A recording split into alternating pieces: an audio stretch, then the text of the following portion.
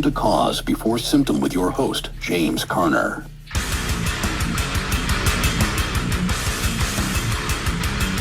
The Bloodlines of Rebellion, J.D. Vance, the Surratt Legacy, and America's New Weimar. Yeah, history's repeating.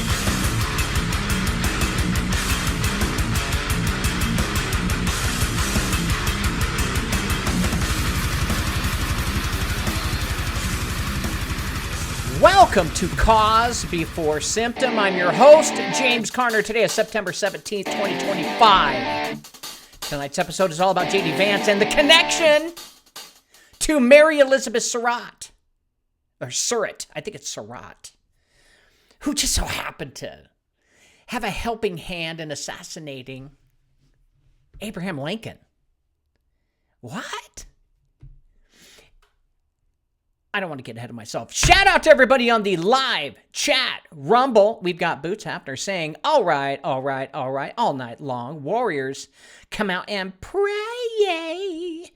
And then the thank you and hello, James and Warrior family. Thank you, wave. Hoping everyone is doing well.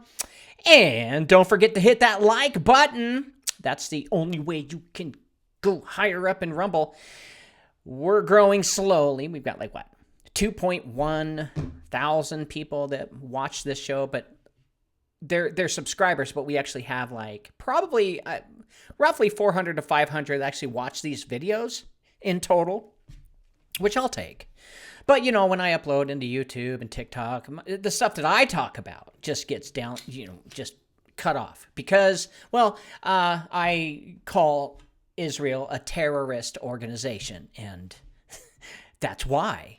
And, America supports Israel and supports terrorists. In fact, America, thanks to the CIA, have made all of the terrorist cells. And we all found that out when we were doing research on John McCain, who was the one who helped form ISIS.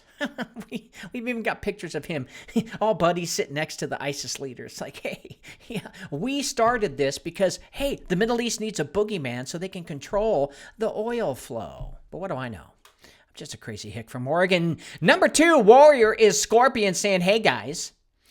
And number 3, Warrior, is Sheila saying hi. And Jeffrey is here saying, hey, y'all, James, we need a live on the Star of Ram Fam. We need to live on. We need a live on. We need a live on. I don't want to, what? Is it the Star of Ram Fam, the Israeli logo, the satanic logo that is connected to Baal and Moloch? I think it is. No, I don't want to live on the Star of Ram Fam. I'd rather just, do a nightly show. Talk about conspiracy theories, because that's what I do. That's what I love to do. I love to find things during the day, reflect on it, and then go, wait a minute. That's interesting. Let's expose it. And that's what we're going to do tonight. We're going to expose the connection between J.D. Vance and the South. Believe it or not, guys, I'm going to show you some connections. It's not vital proof. I want to say that it's not proof, but there are some connections that could lead to the possibility that the South is rising again, which could spark a civil war. Interesting. I don't want it to happen, but that's what seems to be what we're leading to, a war of some kind. God, I hope not. Because there goes all of your retirement, when a civil war happens. Let's get into breaking, shitty, crap, fake news.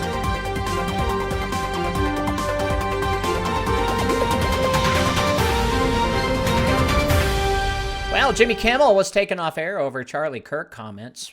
Who gives a shit? We all know he is a voice of propaganda. Same with all of the other talk shows. That's what their job is. You see, they're entertainers. And their job is to get their script handed down to them by the people who control things. It's not hard when you look at it from the top down, but it is hard to place the middle people and then point the fingers that they're the ones that are handing down the script. I could say the middle people, meaning it could be the mafia in New York or the mafia in Chicago, which the mafia in New York are ran by the Orsini clan, and the mafia in Chicago ran by the Lee clan. So it's either one or the other is handing the script to these entertainers, and every 4 to 8 years, it's one of the mafias get their person in to power. And you believe it or not, Chicago is ran by China, Russia, BRICS. And they have been trying to infiltrate and destroy America on purpose because America has been, policing the world. And, well, if you consider killing women and children policing the world, then we're on the right track. Because that's what they do. And that's what's happening in Gaza. And I'm not going to shut up about it. And soon they're going to be passing some law. They're going to take away your passport because you talk bad about Israel and the state that's controlled by the synagogue of Satan. And, well, tough shit. Are you going to take away my motorhome too? 3 U.S. police officers killed, 2 injured in Pennsylvania shooting. Bang, bang, shoot, shoot. We got to get rid of those guns, folks, because guns kill people. Well, I don't believe that, but many people do. They bought into the propaganda that guns are the problem, and no, I'm sorry. If you look at Britain, they took away the guns, and then they took away the knives, and knives are still killing people. So it's not the guns, it's not the knives, it's a mental health issue. Thanks to John F. Kennedy, he basically shut down all the federally funded institutions for mental health to help people who don't have their head screwed on right, that need help. So if you want to look at the cause before symptom, well, you can thank John F. Kennedy, who got shot. Not because of that, but he was part of either the left or the right. It doesn't matter. They are 2 wings of the same bird. Everything that you see on television is a lie. It is corporations coming after the nations now. And soon, and I may do a story about it tomorrow, but there is a plan in place to take countries out and replace it with corporations. We'll be talking about that maybe tomorrow. Takeaways from fired CDC director's Senate testimony. Who cares? I don't care if someone gets fired for any reason. You get fired, there's a reason. What the reason is, should we all rally against that? Or should we grab our political horns and shout this or that? Or do we just take a step back, take a look from the outside, don't pick a party, and just see why it's all happening? That's what I like to do. Just look at it from a common sense point of view from the outside, and I think, well, we could probably get a lot more done as Americans by coming together united, left and right together in harmony. And I hope one day people will finally start to see that all of these events that happen are scheduled and on course for their main agenda, which is Agenda 2030, which is to switch all banks to central bank digital currency. So the central banks can control every single transaction that comes out of you. And soon your body, the temple of God, is going to be a transaction collector. And you're going to send every transaction that your body does to the NSA to collect for the beast system. Because, hey, everything's going to be better when we go digital, right? I don't think so. Those closest to Tyler Robinson made horrifying discoveries in the hours after Charlie Kirk's killings, authorities say. Well, who did it? Is it Tyler Robinson or is it the other guy? It seems that our law enforcement and Secret Service people aren't communicating because nobody is saying who did it. Is it Robinson or the other guy? Who is it? It's like, what's going on here? And what's interesting is every time they go, now we know who did it. It's the left. And then they go, no, it's the right. No, it's the alt-right, a Nazi group called the Groypers who change men into boys, femboys, ran by Nick Fuentes and all that. Guys, we're all being played. All this crap happened in Germany. Pre-World War I, post-World War I. Yeah. They're just repeating the same playbook that's used in the past that worked. And nobody's going to be, understanding what in the hell is going on until they start reading history by themselves. Now, one thing about COVID that was good and positive was it got people to sit and focus on what's going on. Why are we all shut down? This doesn't make sense. I don't see people dying everywhere. Even though they say they're dying everywhere, I'm not seeing it physically. Well, they started doing their research. The Justice Department sues Maine and Oregon, ratcheting up demands for voter data, according to NPR. Well, that's not good. I live in Oregon. The Department of Justice is escalating its demands for sensitive election data from voting officials, announcing lawsuits against 2 Democratic-controlled states who have thus far rebuffed the department's requests. So the Department of Justice is suing Oregon and Maine and those states' secretaries of state in an effort to gain access to each state's voter registration list, including personal information such as partial social security numbers. We want your data. They say, and quote, if the president wants to use the DOJ to go after his political opponents and undermine our elections, I look forward to seeing them in Kuwait, unquote, said the Oregon Secretary of State Tobias Reed, a Democrat, said in a statement. Then he said, quote, I stand by my oath and to the people of Oregon, and I will protect their rights and privacy. Sure, but you still sell their information to China. Yeah, you do. You've been caught doing it before. Why is it that we get so much spam and texts and calls? Well, just so happens that you can buy a list of Americans from China. And since you bought it from China, you can't say you got it from America. Just like the Secret Service does.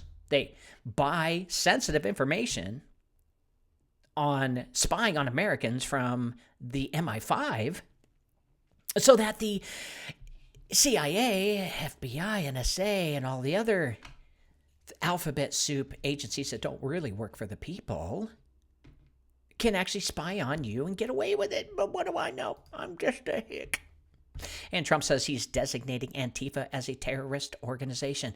Kind of a little too late, Poncho, because where are Antifa? They're kind of done. That movement is over. And they're like, now we're going to form a terror. Why didn't you do that under your first residency, pal? No, Trump, I don't buy it.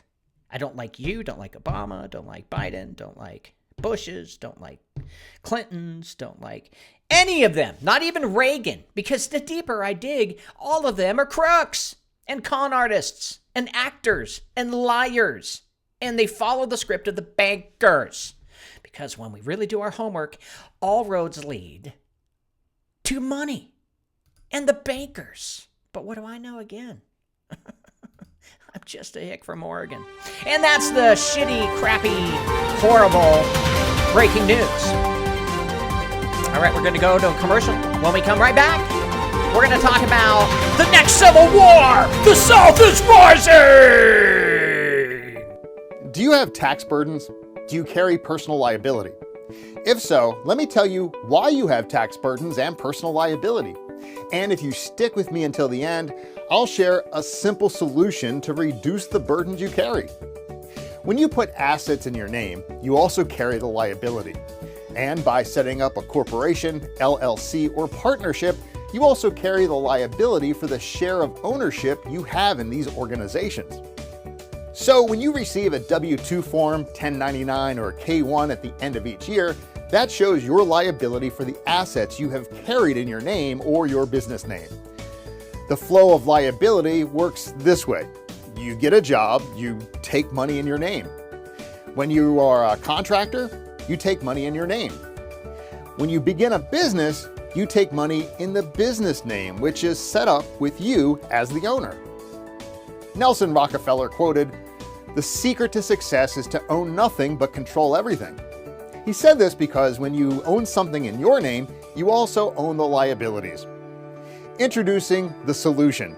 Begin an unincorporated association and remove assets out of your name while remaining in control and management of them. An unincorporated association is a state-registered entity that you can put assets into, is member-based and not tied to your name, has a tax-exempt EIN number, is private and not found when doing an online search.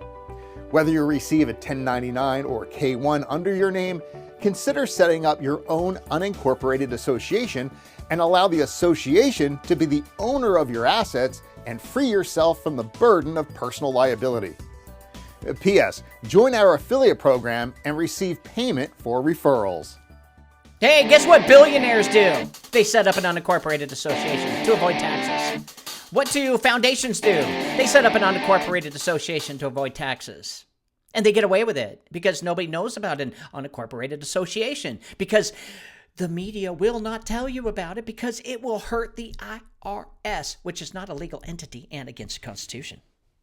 See, this is why I support an unincorporated association. Get that set up so it's not in your name, okay? So that the IRS can't go after you.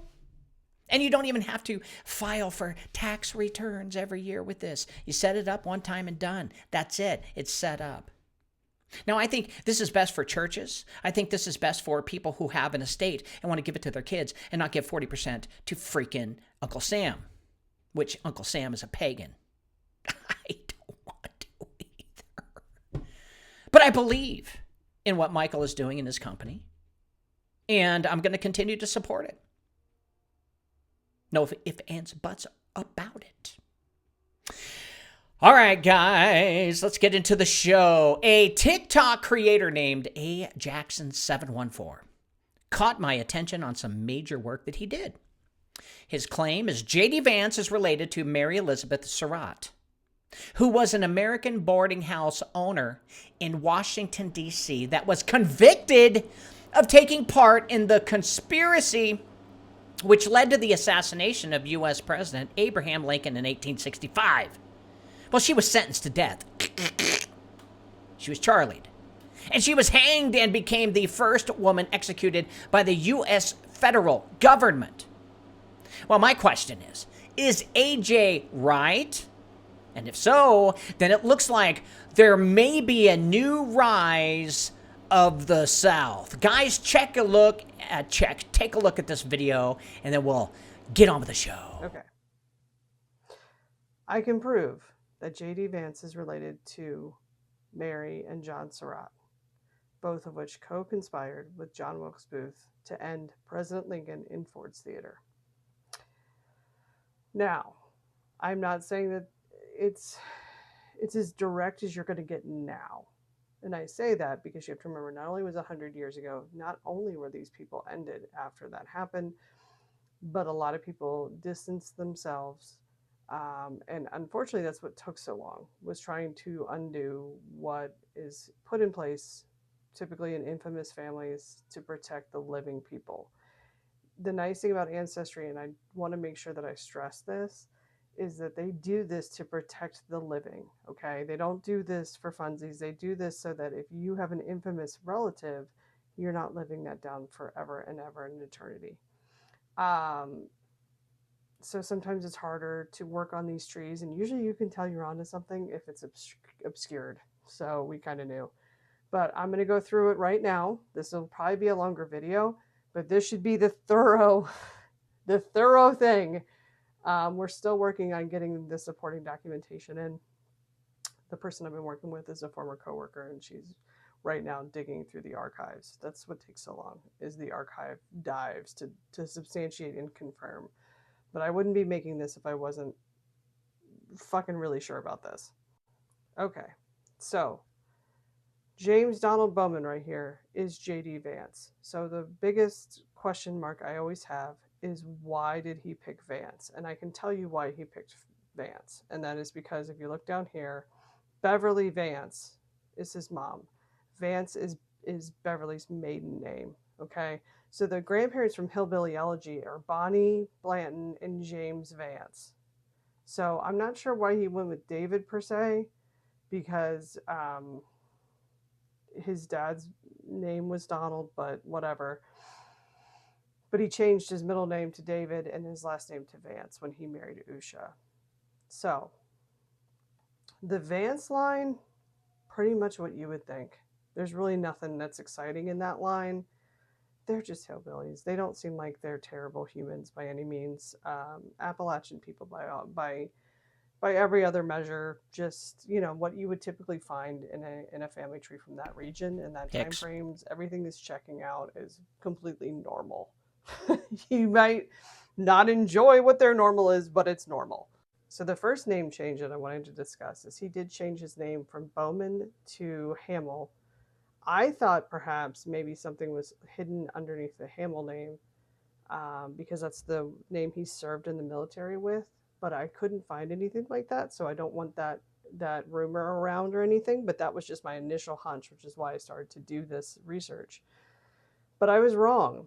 I think he picked Vance because of Hillbilly Elegy, to be completely honest. I do think he got away from Bowman mostly because of two things. One, he didn't have a very good relationship with his father. Two, even though he looks just like his father. Two is Bowman is the one that's associated with the Surratt family. So the line that we're going to look at is going to be the Bryant line right here, this Elizabeth Jane Bryant.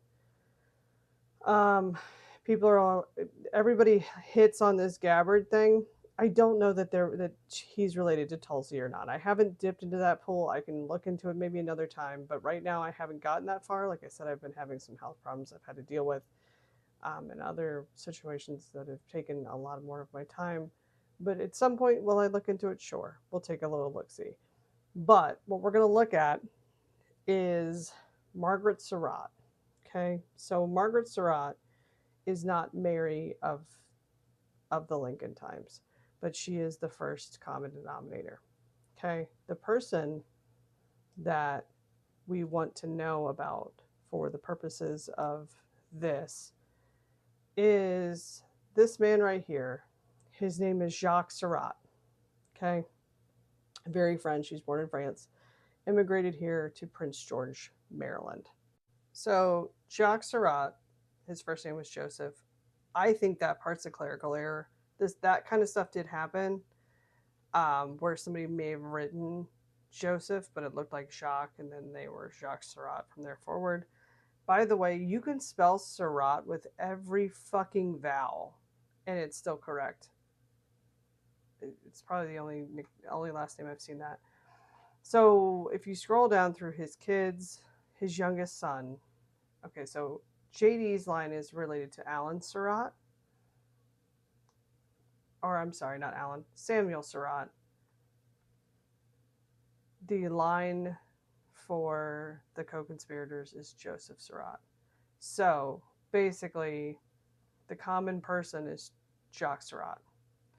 So if you follow Joseph's line down, that's when you get to the co-conspirators for Lincoln.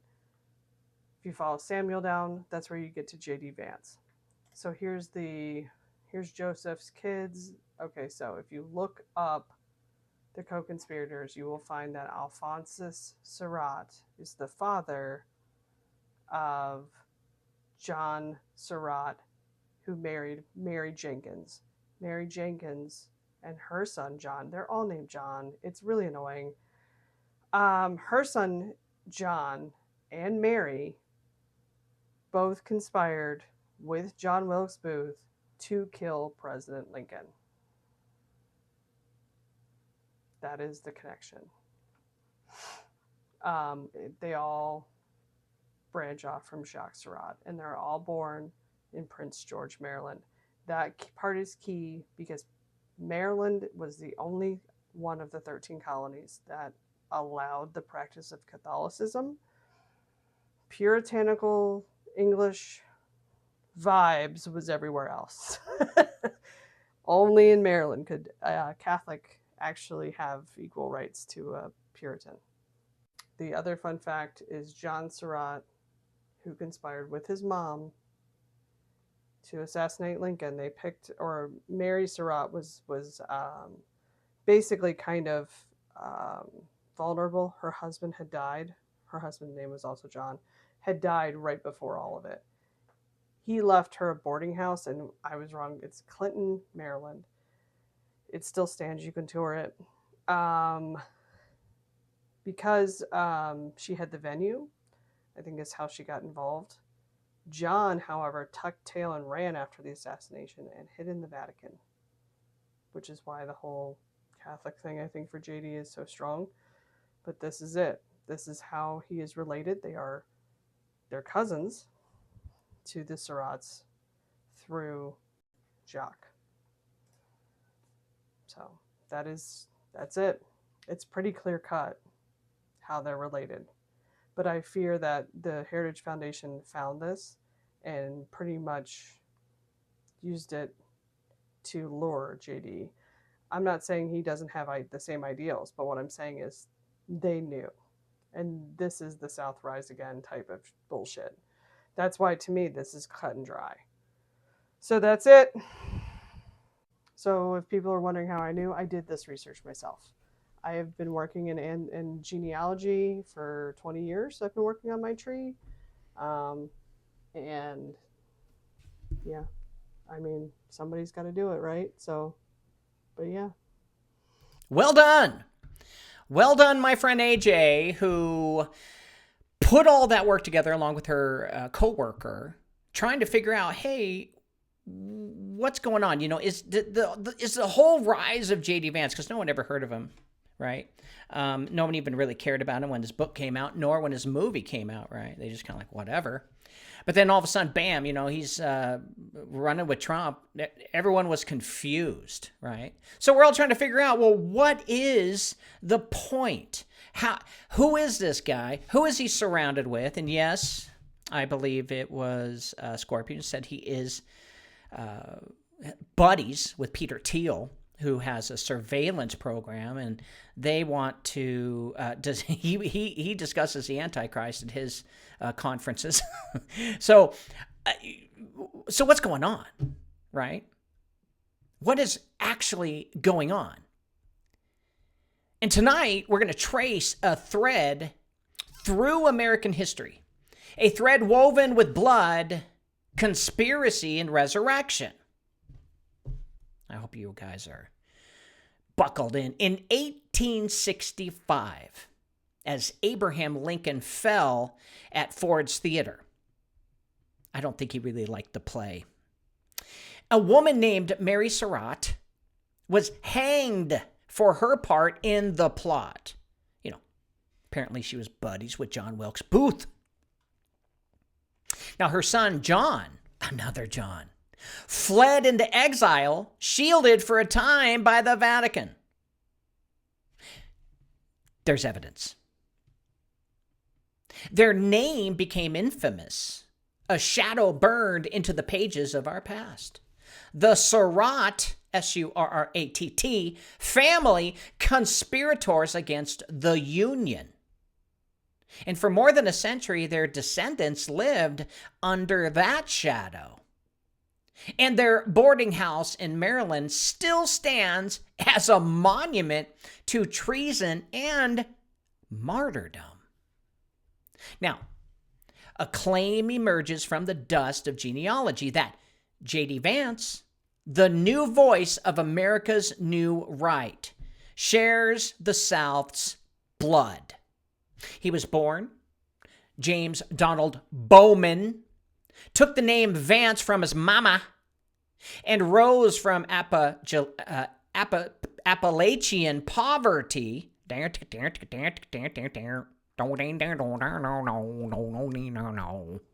to the Senate floor. But if this bloodline is real, then in his veins flows the legacy of Mary Surratt, the woman who conspired with John Wilkes Booth to change the course of our nation with a bullet. I don't know. But it's interesting to find this kind of information, and best to always know what's going to happen ahead of time before the shit hits the fan. Because what's really weird is Trump's been moving a lot of our federal organizations to other places. Kind of out of Washington, D.C. Kind of like he's getting ready for something. Like he's not going to be, or like this isn't going to be his last term. I don't know. But whether or not the genealogy can be proven beyond dispute, the symbolism here is undeniable. You see, America stands today where Germany stood a century ago. Broken trust, social chaos, youth lost to nihilism, elites fanning the flames of division, and in Weimar, Germany, that chaos gave birth to tyranny. And here we see the same soil being plowed, fertilized by memes, lies, and despair. You see, I think the Groypers movement is the next Nazi movement. And they're going to get permission to go city to city and start making some changes. The same soil's being plowed. It's happened before. And if J.D. Vance is tied to Mary Surratt, this story becomes a prophecy, a whisper that the South shall rise again. But not only in spirit, but again in blood. You know how many people died in the Civil War? I know, well, let's look it up. How many people died in the Civil War? Yeah, 500 million. So more. 620,000 people. Half a million. Sorry. I thought it was more. I thought it was millions. But 620,000 people died in the Civil War. How many would die in another Civil War? Could it be more than that? Or is it going to be just a simple little coup takeout like Obama's movie called Civil War that he produced? No, did Obama produce a Civil War? I don't think he did. No, he produced the other movie. Anyway, who cares?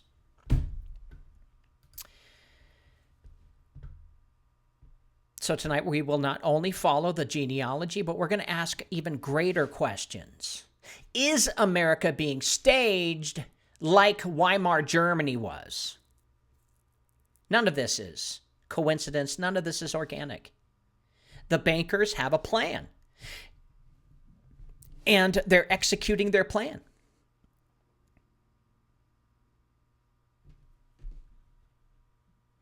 So are we watching the Confederacy return?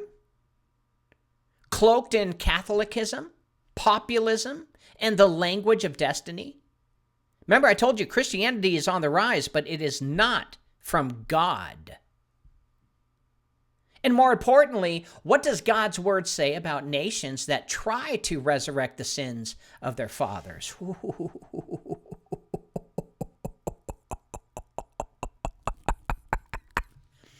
I'm in a weird mood tonight. Forgive me.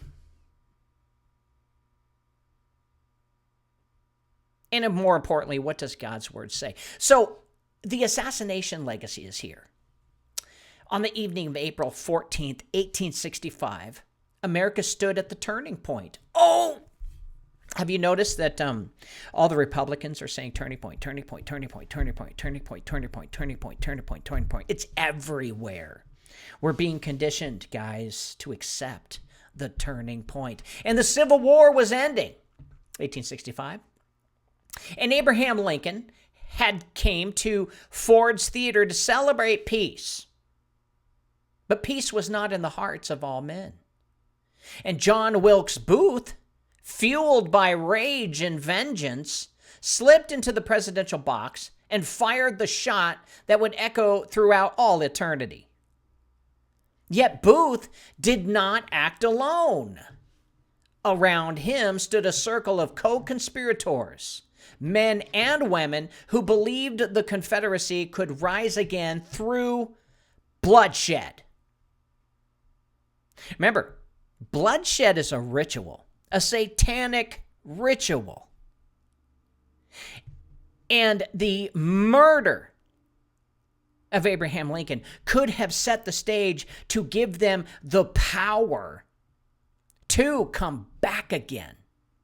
But this time, it'd be in the next 150 years.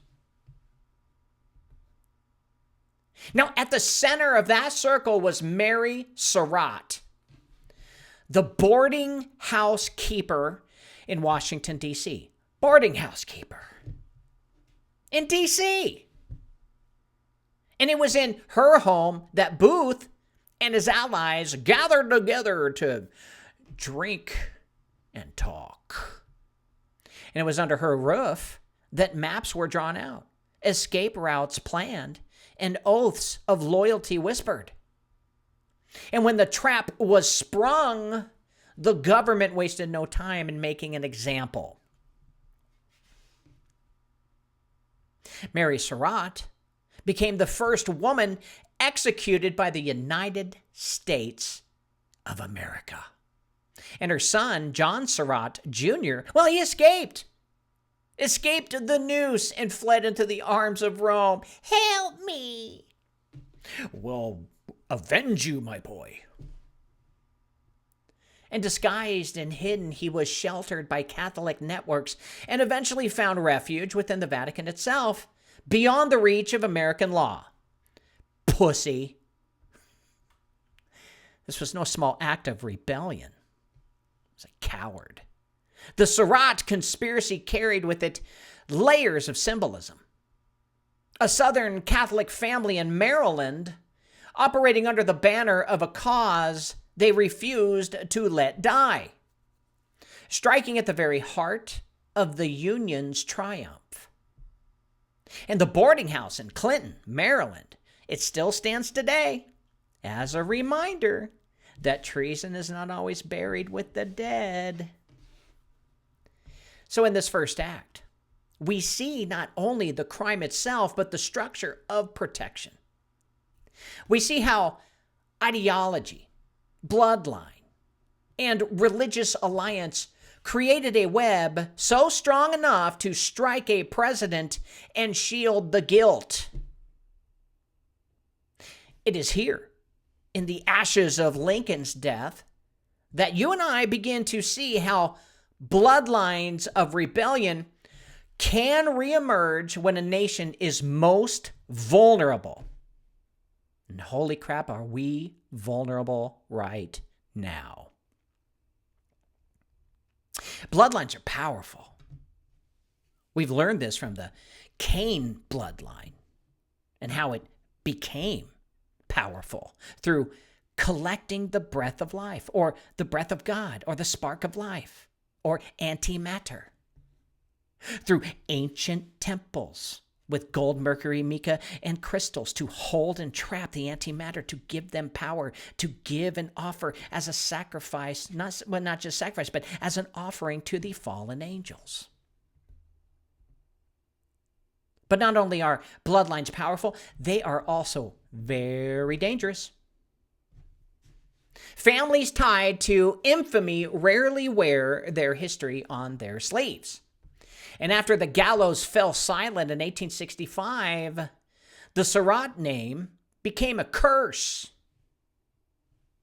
Descendants scattered, married into other lines, and in most cases, records grew faint or were deliberately obscured. Well, that happens because history is written by the victor. And historians know this pattern very well. In Europe, dynasties of the black nobility altered surnames, forged alliances, and buried scandal so that future heirs could rise without the shadow of their father's sins. Well, America was no different. And when families carry the mark of treason, they often hide it in plain sight. Clerks record names with alternate spellings. Marriages are entered under middle names, and generations pass with just enough distance to blur the connection. Now, for the genealogist, these gaps are real frustrating, but they are also revealing. Sometimes it is the very absence of clear records that the trail can suddenly grow faint. And that tells you where something important has been covered. You see, this is where we found it in the link between the Dent family in an old newspaper clipping from the 1700s and the Breakspear family, which was conveniently taken offline after I published my sources. So this tells us where something important has been covered up.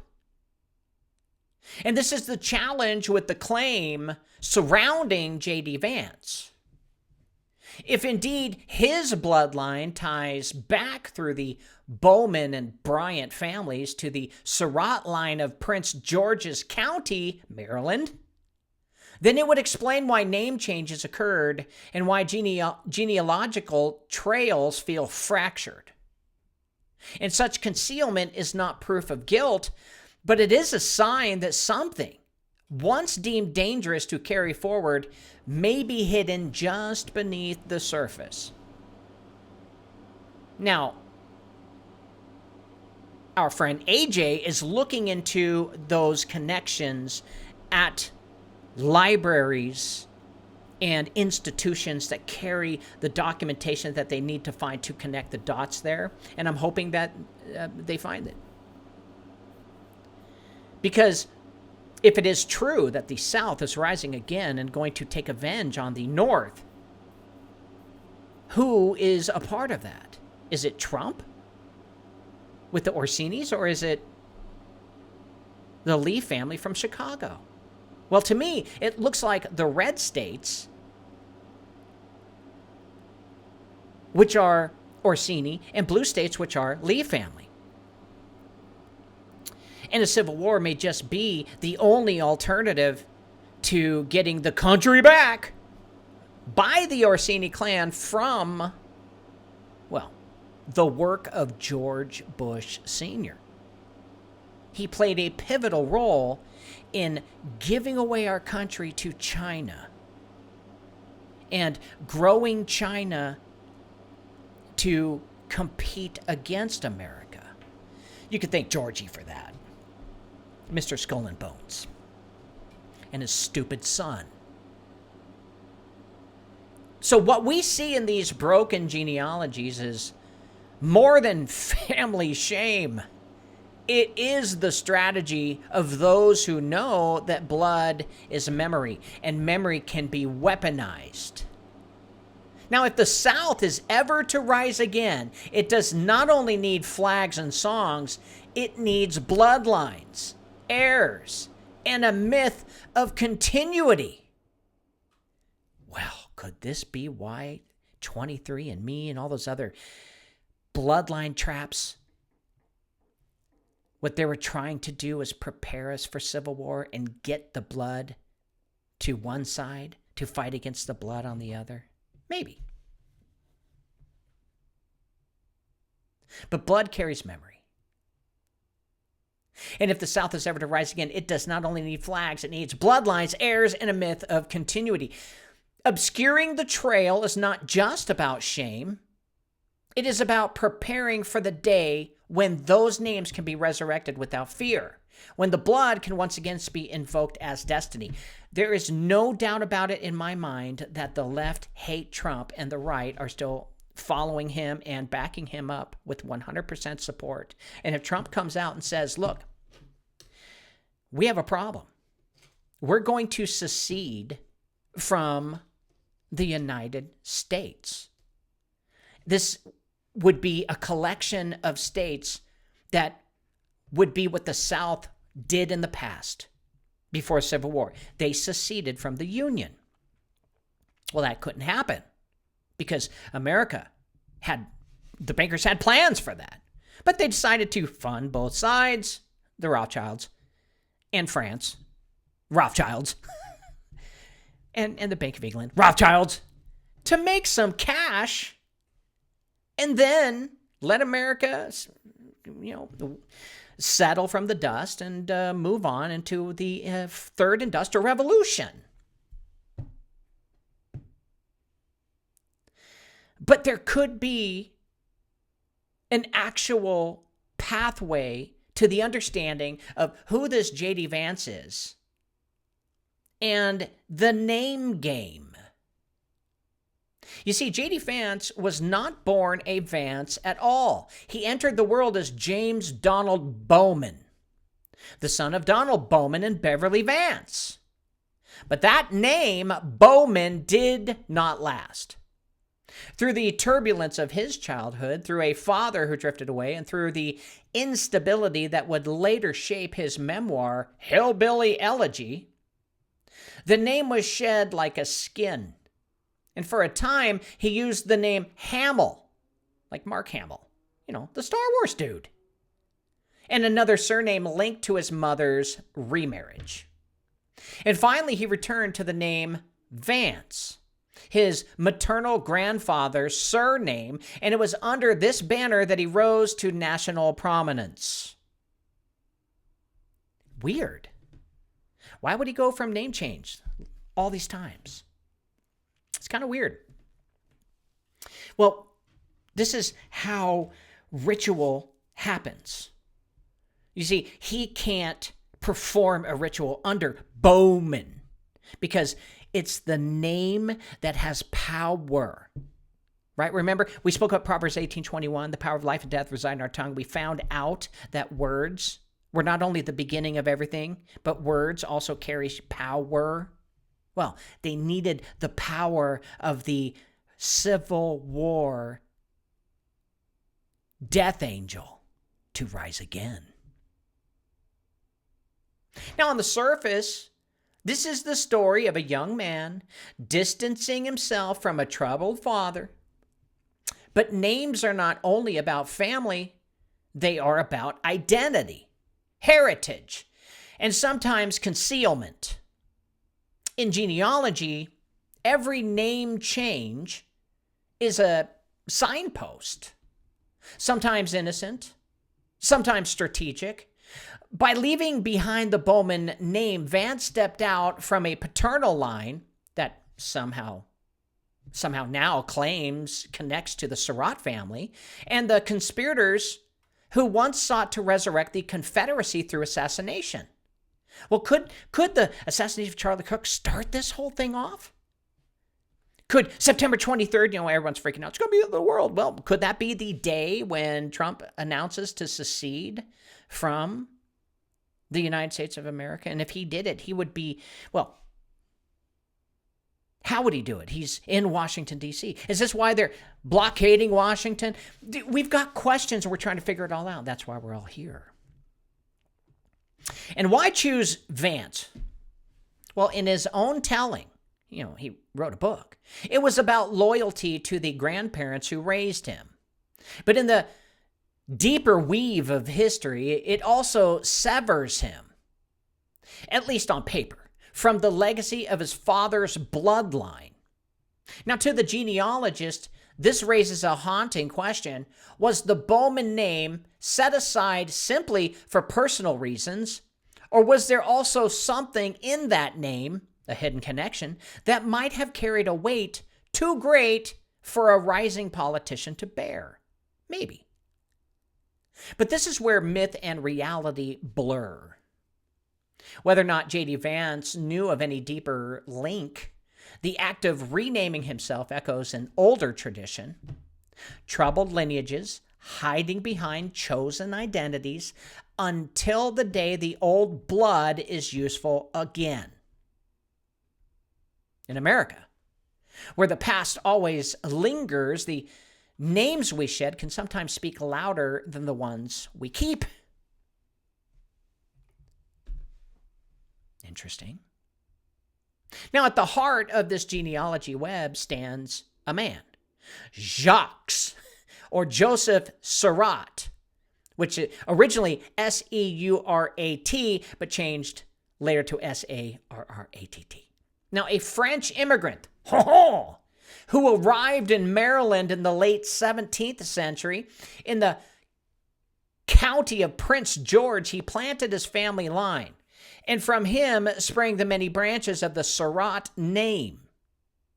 His children carried forward a legacy that, like the name itself, splintered into variations. Surratt, many different types, which is R's taken out, T's taken out, R's added, T's added. Each record makes it a little bit more blurry, but all point back to Jacques Surratt, the anchor, the dude with the sperm. Now, from this root, the family divided. One branch descended through Joseph Surratt, who would father the line leading to Mary and John Surratt, the infamous co-conspirators in Lincoln's assassination. And the other branch flowed through Samuel Surratt, whose descendants, some claim, carried the bloodline into the families of Bowman, Bryant, and eventually J.D. Vance. Now, if true, then Jacques Surratt stands as the common ancestor linking the assassin circle of 1865 to the populist senator and now VP of our time. Now, the story of Jacques Surratt is not just about one man. It is about how families spread, how bloodlines intertwine, and how a single immigrant can, over centuries, shape the destinies of thousands, maybe millions. And in his day, he was simply a settler, part of Maryland's unique tapestry where Catholicism found more room than in the Puritan colonies. But in his seed lay the possibility of both infamy and prominence, descendants who would one day bear the gallows shame, and others who might carry political banners in Washington once again. And this is where genealogy becomes more than ancestry. It becomes a mirror of history itself. One branch steeped in conspiracy, the other ascending into respectability. Yet both traceable to the same root, the same soil, the same man. And if the claim is correct, then J.D. Vance's rise is not just his own story. It is the reawakening of a line once stained by rebellion, now dressed in the garments of legitimacy. Now, we all know something's coming. We can all feel it. Is it Civil War? Is it World War III? Is it Canada merging with America? We don't know. We're not the bankers who get their orders from the Bank for International Settlements. We're not the Luciferians underground with their warlocks, mediums, witches, channeling to get the information from the fallen angels. We can only see the evidence that's brought upon us and then trace it back through history and then make an educated guess as to what we see is coming. And thanks to artificial intelligence, we can even speed up the process, which would usually take months or years, back into just an hour's worth of research. That's amazing. But something's going on. And every nation carries ghosts, especially a civil war.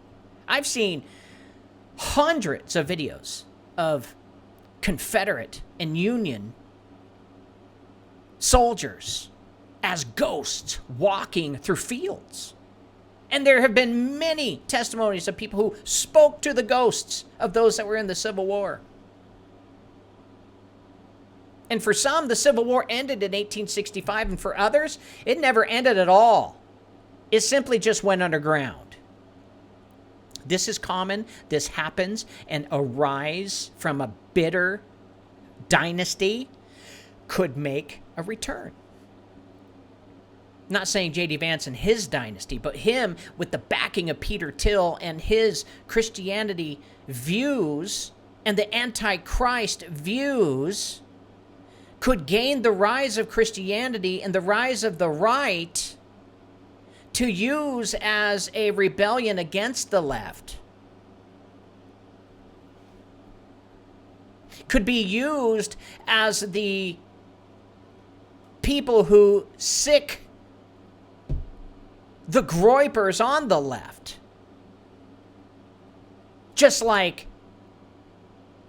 Germany used the brown shirts to go after their own population. You see, in Germany, when a Nazi was in your purview, you put your head down. Because they weren't just after the enemy outside the country. They were after the enemy within. And they were nationalists. The Nazis were about Deutschland,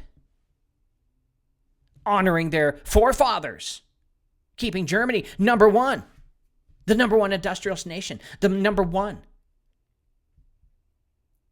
And we can see this through them. And this is why the left say the MAGA are Nazis, because we can see it really coming out of the Trump Make America Great Again and Keep America Great Again. And we're in the same profile of where Germany was, highly, highly, highly in debt to the usury bankers, international bankers, the central bankers. And where something has to happen where we basically stand up against the bankers. And could Trump do that by using God as his force? But really, they're just using him, using God, just like they did with Israel. Time will tell. But they went underground. Those from the Confederacy who lost, their restless spirits. And for others, the war never ended. They were bitter and they continued to carry on the flag.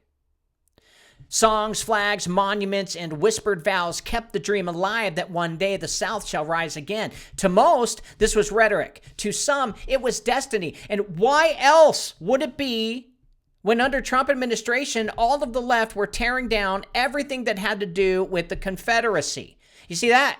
And they called it racism. But what was that an actual calm from the secret services and the bankers to tell us what's coming? Because racism? Who cares if one of the generals in the Confederate Army was a racist and owned slaves? Who cares? We need to learn from our history. But they're tearing history away so they can get us set up for a new civil war. Could this happen? Likely. When? Don't know. But do you think Trump's going to let go of the power that he's got right now over Chicago and BRICS? I don't think so. Two things can happen. He just finally leaves.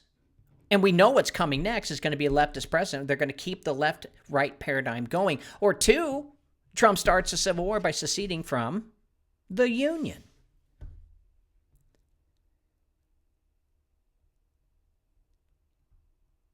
To most, this was rhetoric. To some, it was destiny. And if J.D. Vance is tied to the blood of Mary and John Surratt, that is a spiritual thing.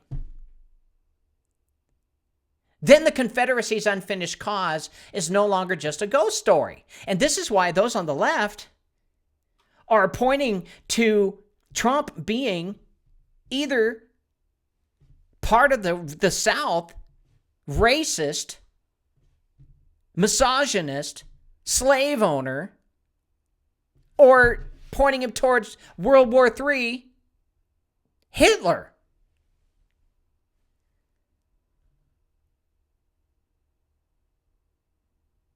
It becomes genealogy. Bloodlines have always mattered to those who trade in myth. Bloodlines matter via star charts. Bloodlines matter for ritual purposes to gain power over something else. To claim kinship with the martyrs of a cause is to cloak yourself in their unfinished work. And Mary Surratt died on the gallows as a traitor to the Union. And maybe J.D. Vance knows this and views her as a martyr. But to those who saw her as a victim of Yankees' vengeance while she became a martyr, and her son's flight to Rome gave the story of sacred air, a Southern rebel sheltered by the Holy See, to get him ready for the next rise of the South. Now imagine that blood resurfacing in the halls of power under Trump. Reborn not in gray uniforms, but in dark suits. Not with rifles, but with legislation. And not on the battlefield, but in the chambers of Washington. Is this why they always have to put up fences in Washington every 4 years? Because we're really seeing coup after coup after coup after coup. Yeah, we really are. And the South does not need to rise with armies when it can rise with narratives. And blood is the strongest narrative of all. And what are they creating with these groypers? Racist, misogynist, wicked Nazis that have no care for anything. Nihilists. Because they've got nothing left to lose. They hate their country. They hate the government. I do too. But they don't have homes or land or an estate to protect. And there's millions of them. Angry, hostile, hackers.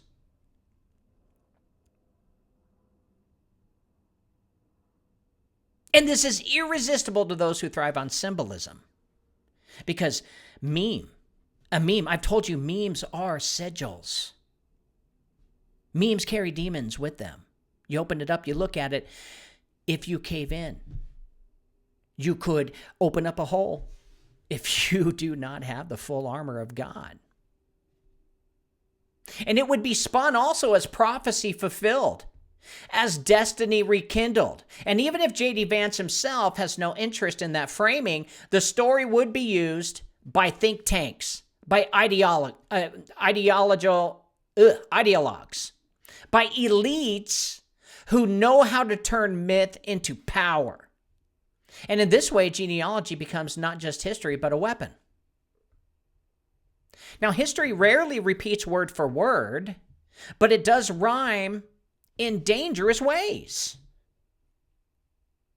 After the First World War, Germany was a nation humiliated, shackled by reparations, and hollowed out by inflation. And the Weimar Republic became a stage for chaos, where breadlines stretched long, where currency turned to dust, and where faith in institutions collapsed. Believe it or not, Germany was so poor that even the elite, the rich women were selling their bodies for sex. And out of that chaos rose many movements of despair, paramilitaries in the streets and cults of violence, and young men who found identity not in building but in destroying. Because to them, there was no Germany anymore. Now take away their computers, the groypers. Take away their hot pockets.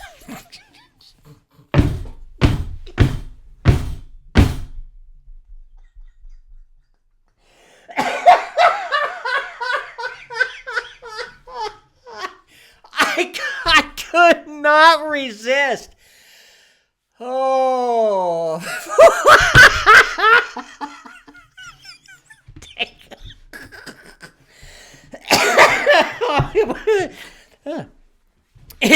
came out, I was just like,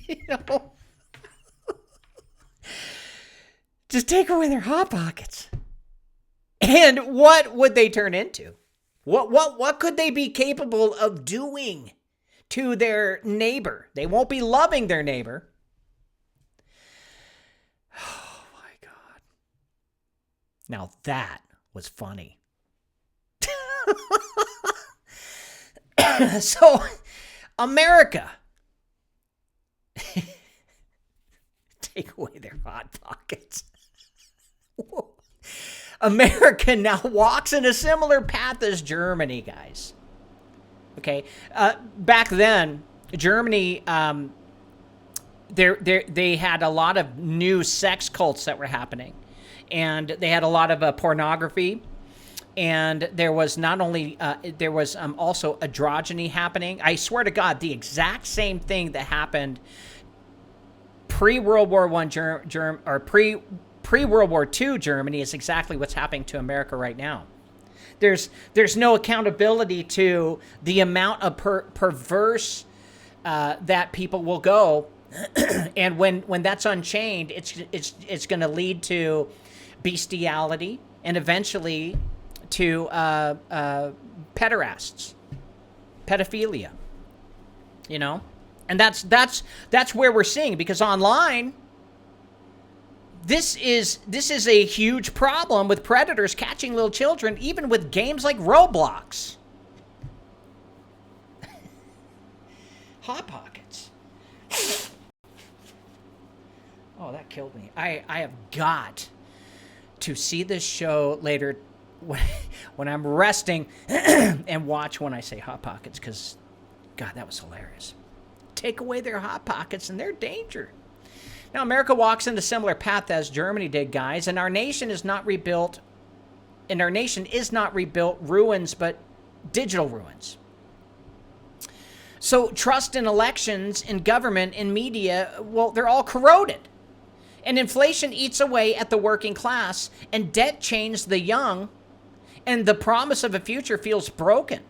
Now, online, a generation gorges itself on nihilism, laughing at cruelty, turning violence into memes, and finding fellowship not in truth but in irony. And in Weimar, it was beer halls, and in America, it's message boards and encrypted chats. And just as Germany became the proving ground for a strong man, America is being prepared in the same way. Out of chaos comes the temptation of order. An order not built on justice, but on rage. And the stage is set for the bloodlines, myths, and conspiracies to be woven into the fabric of politics. And in Weimar, Germany, an embittered soldier rose with visions of destiny. But in Washington, could a politician carrying the whisper of a Confederate blood rise on the promise that the nation can be reborn, but only through fire? That's a big question. Let me repeat it if you didn't hear it. In Washington, could a politician carrying the whisper of Confederate blood rise on the promise that the nation can be reborn, but only through fire? Well, isn't that what Trump is doing? Isn't that what he is presenting? You see, the danger is not just the man himself, but the narrative crafted around him. And Weimar Germany shows us that when despair meets myth and myth meets power, a republic can fall swiftly into the abyss. And I have to ask, is America already marching towards the same tune? I believe we are. When John Surratt fled the hangman's noose after Lincoln's assassination, he did not run blindly. He ran to the one place where he knew protection could be found, and that was the Vatican. Disguised and aided by Catholic networks, he slipped across the Atlantic and entered the walls of Rome, where American law could not reach him.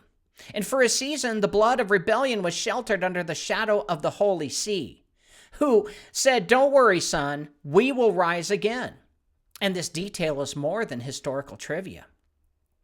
It reveals how religious institutions can serve as safe havens for political conspirators. And Maryland itself was unique among the colonies, a place where Catholicism held equal ground while Puritan colonies scorned it. And the Surratt family's Catholic identity was not incidental. It was central to how they built networks of loyalty, refuge, and silence. And it is no coincidence that in the storm of treason, John Surratt found his sanctuary in Rome.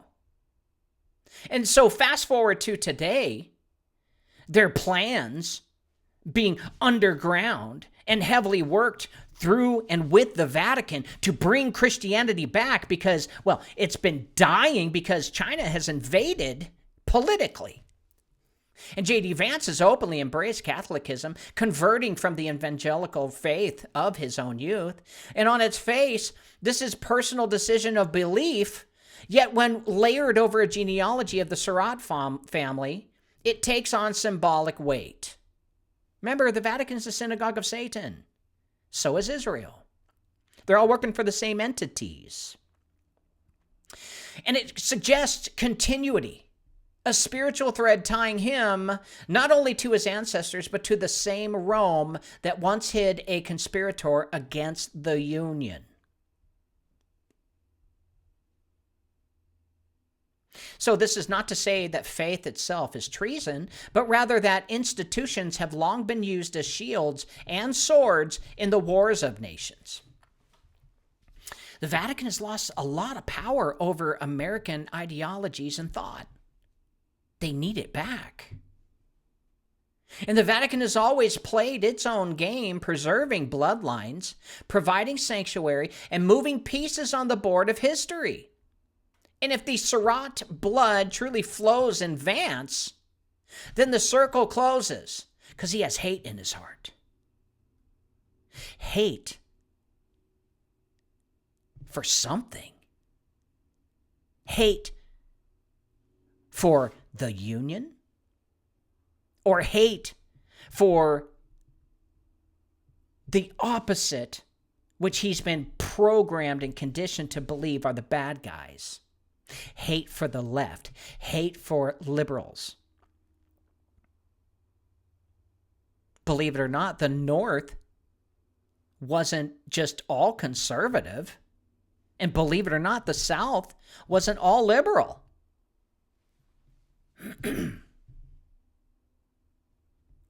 And with the help of the Vatican, the circle closes. Catholic protection in the 19th century, Catholic identity in the 21st. And in the language of myth, this doesn't look like coincidence. It's just continuity. Because across the ages, rulers have understood that blood is more than biology. It is legitimacy. It's ownership. And monarchies claim divine right through their lineages. Black nobility preserved their status through arranged marriages, and American dynasties like the Kennedys and Bushes rose by invoking their family name as a kind of political inheritance. And when power changes hands, genealogy is often the quiet backbone that steadies the throne. And in this light, the claim that J.D. Vance shares blood with Mary and John Surratt becomes more than an obscure genealogical curiosity. It becomes potential myth. And for those who know how to wield such narratives, the story ends up writing itself. The South's unfinished rebellion, carried forward not by ideology alone, but by blood lineage, reemerges in the present. And bloodlines become prophecy. This is how the elites play the long game. As the Bible says, there's nothing new under the sun. Why is it that Trump moved a bunch of federal things into Florida? It's like he's setting up for a civil war. And what we're seeing through these assassinations are the beginnings of the war between the left and the right, which were yesterday's North and the South.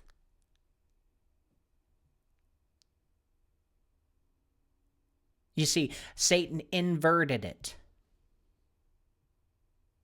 Lincoln and them weren't just conservatives, they were liberal. And the actual South were, well, where the Bible Belt is, more conservative.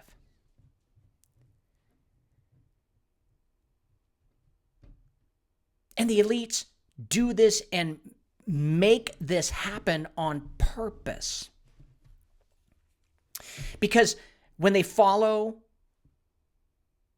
the stars in prophecy, they can kill more. And with more blood shed, the more collection of the breath of God, the more power that they receive.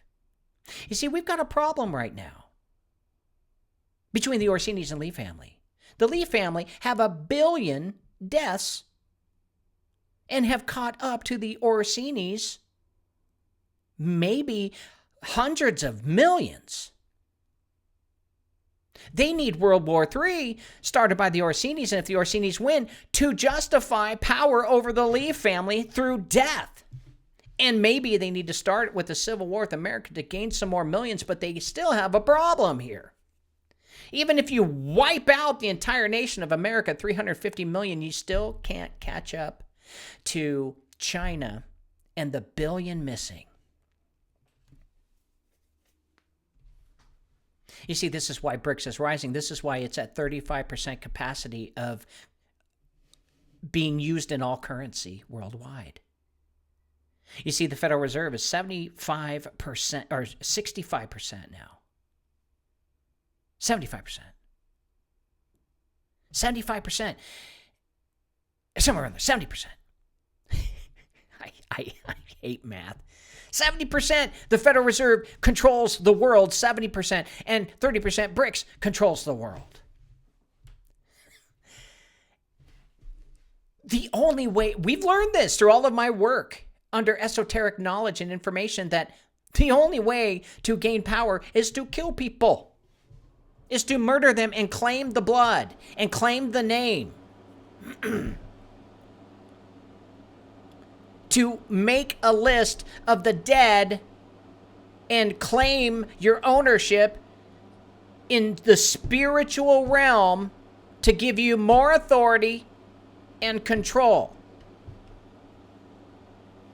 Where the angels have to obey the laws of God that was put on here from the beginning,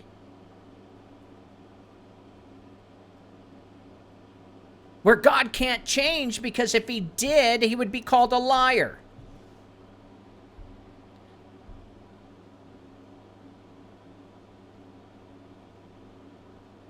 So this is how the elites play the long game. Whether through secret societies, aristocratic networks, or think tanks, Tavistock, DARPA. With hidden genealogical research, bloodlines are mapped and watched. Wouldn't surprise me if they watched Vance, knew his bloodline already, and then rose him up because his blood is important for the ritual coming up. And the ritual coming up is death. You're not going to hear this in your normal church. They are brought forward when the timing is right. Given a book deal on his life, and then given a movie with major Hollywood actors. And the resurrection of an old name that could ignite movements, especially when despair has primed the masses for destiny stories. Now, I'm not saying this is what's happening. All I'm saying is, if there is a connection between J.D. Vance, spiritually, his bloodline could start another civil war. Because they spilt enough blood to gain the right for it. And here's the warning. You see, genealogy does not need to be proven beyond all doubt to function as destiny. It only needs to be believed. So the suggestion that Vance carries Surratt blood is enough for mythmakers to spin him as their heir of rebellion, the vessel of continuity.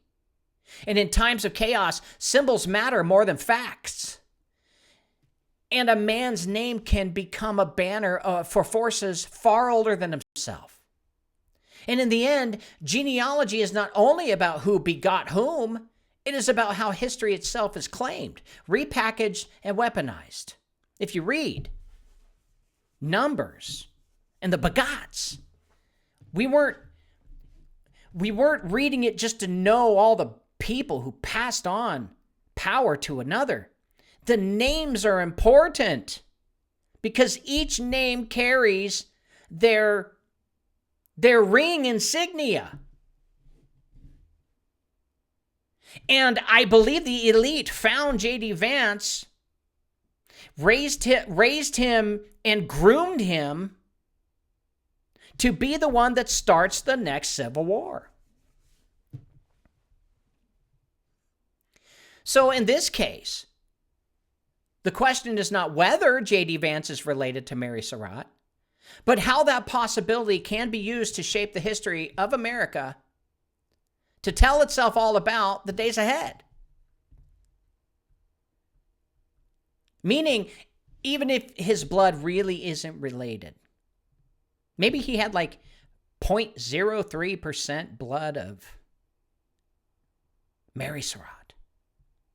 It's enough for the elites to make a claim in the courts of heaven. Now, power does not leave anything to chance.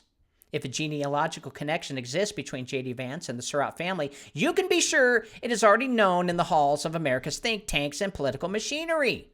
They need someone to stand up for America! And groups like the Heritage Foundation, which I don't think they're good. I think they're evil. And others in the orbit of conservative strategy are not just policy shops. They are myth makers. They understand that politics runs on story and nothing carries weight like a story rooted in blood. So imagine the possibilities here. Vance, the Appalachian son who rose from poverty, is cast not only as a self-made man, but as an heir of the forgotten struggle, descendant from those who dared to defy the Union itself. To some audiences, that would be spun as treason reborn. But to others, it would be destiny fulfilled. The South finally rising not by arms, but by policy. Even if Vance himself never invokes it, others can do it for him. They can do the rituals. Vance doesn't have to cut the goat blood. But that's how symbols work. Symbols get a demonic attachment, and they are carried forward by the crowd, just like in music. And the Heritage Foundation has long operated as an engine of narrative for the new right, the new conservative movement, shaping the intellectual scaffolding behind political figures. And if they have in their hands a genealogical card like this, well, they would know when to play it. And quietly at first, through whispers and sympathetic circles, then loudly when chaos demands a savior figure who can be framed as chosen by history itself. So is this speculation pulled from the air? Well, it's how the elites work. Why do we know this? Because we've been studying this. Bloodlines are filed, mapped, and studied. And when useful, they are revealed. And when dangerous, they are buried. And the timing of revelation is everything. If America is being set up as a new Weimar, then figures like Vance are not accidents. They are chess pieces placed for the moment when the board is ready. And they just so happen to have, 100 million people behind J.D. Vance? I think so. So the danger is not whether J.D. Vance truly descends from Mary and John Surratt. The danger is what that story becomes once it enters the bloodstream of politics. And we live in an age where facts matter less than narratives, where whispers spread faster than documents, and where myth can move a people to action more powerfully than law. So picture this stage: American chaos, institutions failing, youth steeped in digital nihilism, and into this storm comes a man cast as destiny, an Appalachian senator, Catholic by faith, carrying whispers of a bloodline that once conspired against the Union. And for some, that would be an abomination, proof that treason lives, but for others, it would be a banner to rally under. The South rising again. Not in gray uniforms, but in tailored suits. Not with muskets, but with legislation. Not from the fields of Virginia, but from the halls of Washington. And maybe this is what the left has been fighting against, is this new coming of a new age, of a new religious right that has the bloodline backing it up, that could prove to, let's just say, because they all think on bloodlines and star charts, proving that they would win the battle. That's why the left is going so hard in the media, because the media has been controlled by the left for so long against Trump. And this is precisely how elites prepare the ground. They're setting the pieces up. They only need it to be believed, or at least repeated, so that it gains the aura of inevitability. Just as Weimar Germany was primed to embrace the myth of destiny through humiliation and despair, so too America is being conditioned to embrace bloodlines and symbols that promise a rebirth. And in that myth, genealogy becomes prophecy, and prophecy becomes policy. So if this story takes root, the narrative is very clear. America is not moving forward. It's circling back. I got to circle back on that one. I got to circle back on that one. I got to circle back on that one. You're being groomed to prepare for it and accept it. And back to rebellion, back to division, back to blood debts, and they were never fully settled. And the stage is being set not for unity, but for repetition. Not for peace, but for another cycle of history's oldest lie, that power is destiny and blood must rule. So where does this leave us? We have followed the trail from Ford's Theater to the halls of Washington to Mary Surratt's gallows to the rising of the star, J.D. Vance, and from the shadows of the Confederacy to the whispers of genealogy. And whether the bloodline can be proven beyond all doubt matters less than the way the story is being prepared right now. They're making him into a hero. And in the end, myth is often more powerful than fact. People still believe in fairies and leprechauns. And blood, real or imagined, becomes the ink with which elites write their scripts.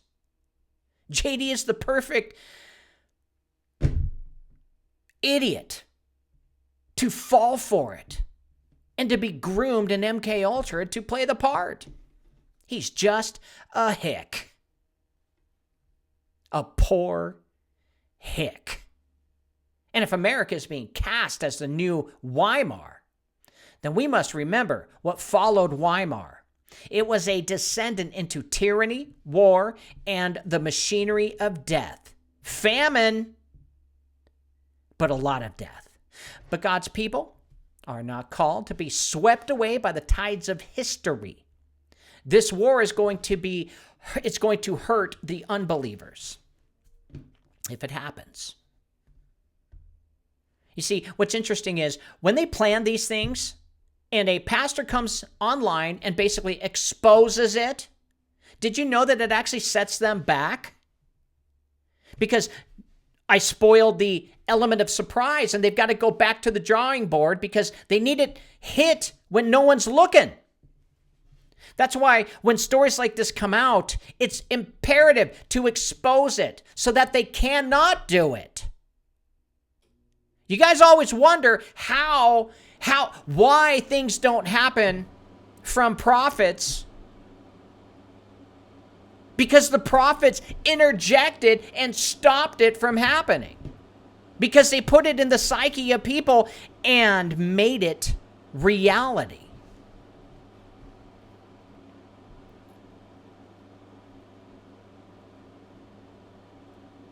So God's people are not called to be swept away by this. We're called to discern, to see through the illusion, and to cling to a kingdom that does not rise or fall on a genealogy, but on grace alone. We'll be fine. But you better watch out for the groypers, because they're coming. They're being set up as the next brown shirts. Doesn't matter if their theology doesn't match the political views of the ones that are supporting them. What matters is they go out to hurt people. And it works because you know what? They don't care.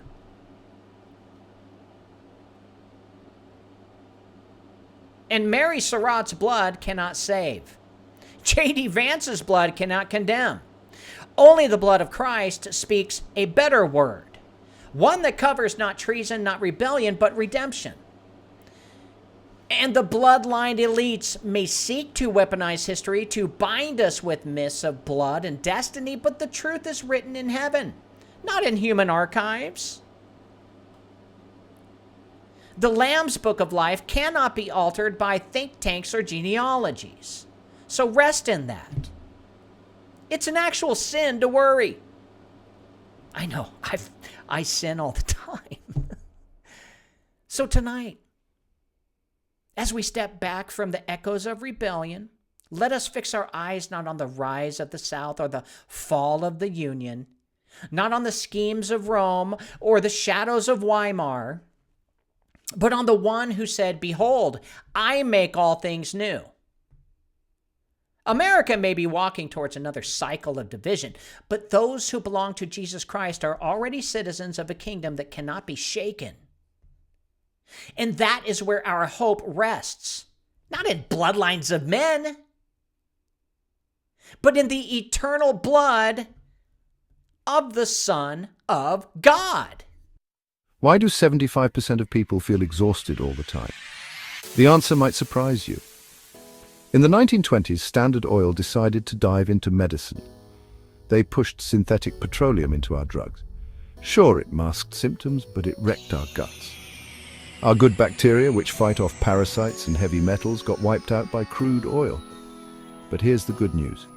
We can fix this by going back to nature. Introducing Elite Potion, the world's top detox program. It restores your good bacteria by removing toxic threats like aluminum, strontium, barium, and parasites. Imagine feeling energized and alive again. This has been Cause Before Symptom. I'm your host, James Carner. I screwed up and I hit the wrong button. Hey! Thanks for being a supporter of the show. Guys, I love you. Don't freak out. Civil War may not come, we just don't know, but this is a precursor to something like that. It could be the start of it. I don't know. Go to my website, jamescarner.com, and sign up for my newsletter and download my books. Go to elitepotion.com and sign up for my award-winning detox program. And if you could all do me one big favor, if you could all just go get a ham and cheese air-fried Hot Pocket, then I believe this world would be a better place. See you tomorrow.